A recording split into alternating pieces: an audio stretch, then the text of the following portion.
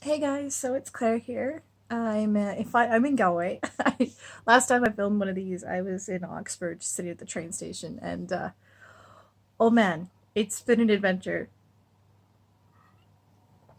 So today was just incredibly magical. I wanted to kind of avoid most of the touristy things, but I realized I'm on vacation, so I can do whatever I want. So I took the Connemara Kong tour out of Galway on the bus, and it was just I had no idea.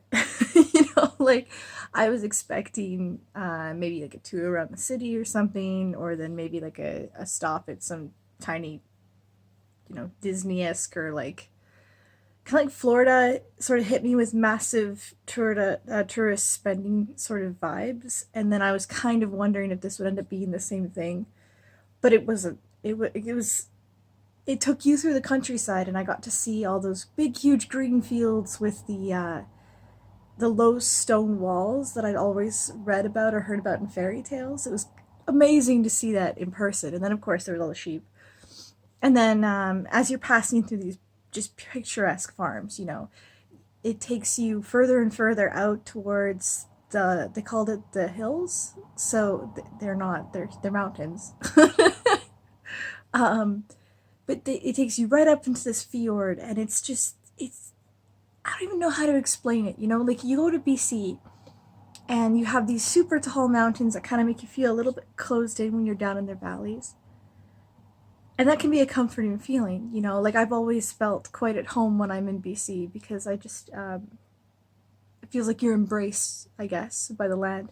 But here it was completely windswept, and the hills were they almost looked like climbable, but they were really, really high. Like they had clouds kind of pooling underneath their summits.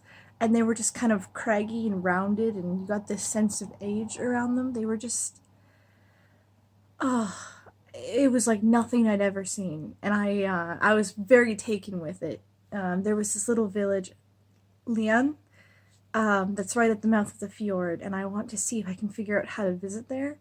I might have an idea of how to do this. It's not actually on the train or bus system, so it's going to be a bit challenging to get there. But um, I was talking with someone who's just an absolute sweetheart today, and I'm going to see if I can work it out, and then I'll let you guys know. I don't want to promise anything in case I'm wrong, but I'll give it a go.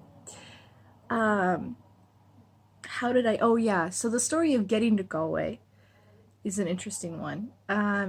Took the train up through to Holyhead, which is an absolutely beautiful train ride. It starts off in like the English countryside, and then as you work your way north, it gets rougher and wilder, and you have um,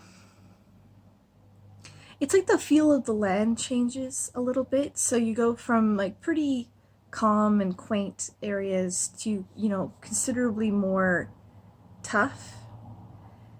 And then as we went into Holyhead, it was very strange.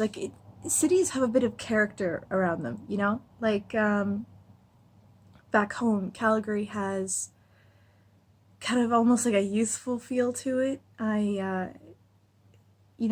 There's an urge to pick up your feet and go when you're in Calgary because you're not rooted down to anything specifically. And in Victoria, it's calm and peaceful and extremely up, upright, proud, proud.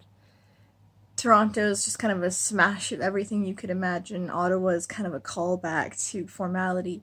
But Holyhead here in England was almost,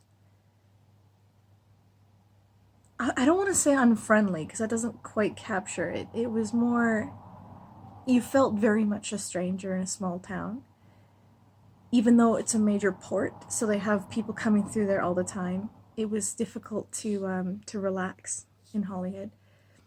And then in Dublin, I only spent like 6 hours there. Most of them were asleep, so I can't really comment on it. But I did find it hilarious when I was talking to a few Irish people around here that it's like it Dublin kind of considers itself a town apart, I suppose. So It reminds me of Toronto and how most people in Canada kind of make fun of Toronto, and how Toronto kind of believes that it is its own thing. It has its own culture. It has its own importance, I guess. So it made me smile to think that there was something similar going on in Ireland. There's so much history about this place too. Like I just, if nothing else, the tours are full of stories and really good storytellers. So it's fun to just kind of sit there and absorb all of it. Um, yeah, we went to what was it called? Kilmore Abbey, Kilmore Abbey, I think. And that was really cool. It's like this castle that's set into the side of the mountains that I was talking about with the big windswept summits. And it's interesting because there was a lot of history in that area about the Irish famine, and the up until the independence when the British pulled away, and how like poverty stricken the area was, and how much it was struggling, and how important it was that this family, the Henrys, came in and built these grounds. They're extremely lavish and very rich, but also they pulled in a lot of economy into the area. And the owner of the place, Mitchell Henry, went out of his way to try and employ and fairly engage as many people as he could to try and lift them out a little bit, as well as being a member of parliament, where he went and represented them to try and seek fair representation. And I thought that was really neat. It's not an ancient history like I've kind of been indulging myself in when it came to Oxford and things like that, but it does give you an idea of the roots of what Ireland exists as today. And that's important as well. Like we come to these places, these very historical, ancient places where we've been told stories all our lives about them, like fairies and things like that. But they're still functioning countries today, and how they got to what they are now, is absolutely nothing like the stories we've heard. So we have to respect that and understand that as we're visiting them, and they try and hold those two images on our heads: one of the history or the picturesque storybook experience we want to have, and that we can sometimes glimpse, and then the reality of what the country is and what its people are doing and how they are what they are. Yeah. Um, so yeah, that's how I got here. Yesterday I slept for most of the day just to recover from the Dublin fiasco. I showed up in Dublin at like 1 or 2 o'clock in the morning and had to book a hostel because there weren't any trains running to Galway. So then I tried to catch the first train. I was gonna sleep in the station, but I didn't quite feel comfortable doing that.